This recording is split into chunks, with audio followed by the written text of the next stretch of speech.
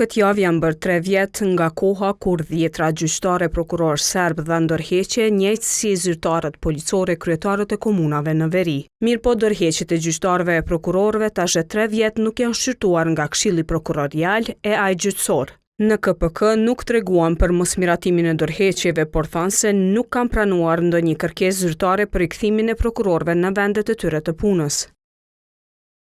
Ndërheqjet ende nuk janë trajtuar në procedurë formale nga KPK-ja, ndërkohë që në pajtim me kompetencat ligjore dhe administrative janë pezulluar pagesat e tyre mujore. Nga numri i përgjithshëm i ndërheqjeve, 3 prokurorë dhe 6 anëtarë të stafit administrativ kanë arritur moshën ligjore të pensionimit sipas dispozitave përkatëse të legjislacionit në fuqi. Deri në këtë fazë, KPK-ja nuk ka pranuar asnjë kërkesë zyrtare për rikthim në vendin e punës nga ndonjë prokuror apo zyrtar administrativ nga radhët e komunitetit serb që kanë paraqitur ndërheqje, qoftë në mënyrë të përbashkët apo individuale.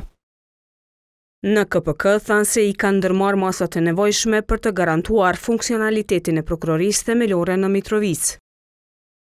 KPK ka ndërmarrë veprime konkrete dhe të qëndrueshme përfshirë transferimin e përkohshëm të prokurorëve nga prokuroritë e tjera themelore të Republikës së Kosovës për të mbuluar nevojat emergjente të prokurorisë themelore në Mitrovicë, iniciimin dhe zhvillimin e procedurave për transferimin e përhershëm të prokurorëve në departamentin e përgjithshëm të kësaj prokurorie në përputhje me aktet nënligjore dhe vendimet e KPK-s, rishpërndarjen e një numri të caktuar të lëndëve penale dhe civile në prokuroritë e tjera kompetente të vendit, me qëllim të garantimit të trajtimit të vazhdueshëm dhe efikas të tyre.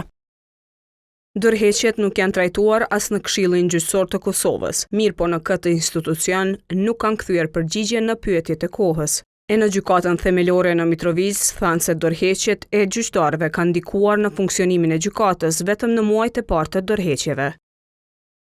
Që nga dita e parë e ndërheqjeve të stafit serb, gjykata themelore në Mitrovicë ka gëzuar mbështetje të plotë nga Këshilli Gjyqësor i Kosovës, si në aspektin e resurseve njerëzore, ashtu edhe në atë logjistik. Kjo përkrahje e vazhdueshme ka mundësuar që procesi i punës të vazhdojë normalisht, duke shërbyer interesit të publikut dhe qytetarëve të rajonit. Flamur Kabashi, që është hulumtues në Institutin e Kosovës për Drejtësi, e arsyeton mosvendimin e KGK-s dhe KPK-s me nevojën e një analize të thellë për rikthimin eventual të gjyqtarëve e prokurorëve serb.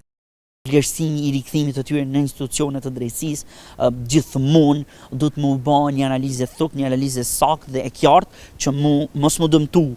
drejtësia në Republikën e Kosovës, mos më dëmtu interesat e komunitetit serb, po në të njëjtën kohë mos me u kthy dhe me një farë formë më dhon mundësia që apet në të ardhmen për politika ditore të Beogradit zyrtar të përdoret kjo formë ndërheqjes, duke e ditë që okay, se këta kanë më na kthy prapë në pozitat që i kemi.